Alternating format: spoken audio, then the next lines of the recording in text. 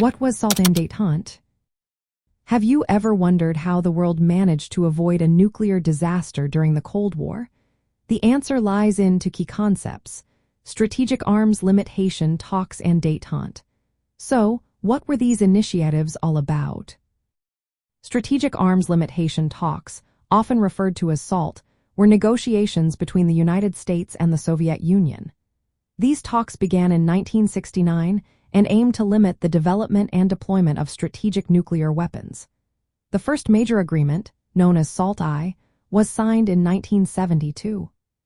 This treaty included the Anti-Ballistic Missile Treaty, which restricted the deployment of missile defense systems. It also featured an interim agreement that placed temporary limits on offensive nuclear missiles. Then came SALT-Roman II, signed in 1979.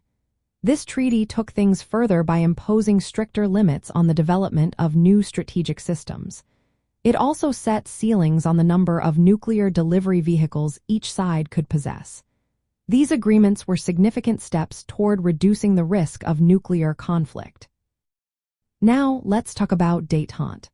This term refers to a period during the Cold War when tensions between the United States and the Soviet Union eased. Détente was marked by increased diplomatic engagement, economic cooperation, and cultural exchanges between the two superpowers. It was closely linked to the SALT process, as both aimed to improve relations and reduce the threat of nuclear war. From the perspective of communism, SALT and détente were strategic moves for the Soviet Union. They sought to maintain stability and security amid rising tensions with China and the ongoing Cold War with the United States. The Soviet Union viewed these initiatives as a way to contain Chinese influence and improve its standing by engaging with the West. However, not everyone within the communist movement supported détente. Some critics saw it as a departure from revolutionary socialism since it involved cooperation with capitalist nations. In practical terms, SALT and détente allowed the Soviet Union to shift focus toward domestic economic development. This shift helped reduce the financial burden of the arms race.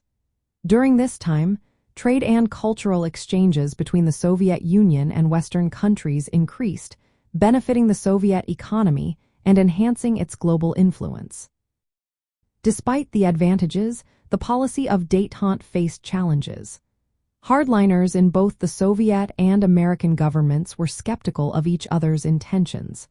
They feared that making concessions could undermine national security. So, SALT and détente played vital roles in shaping the Cold War.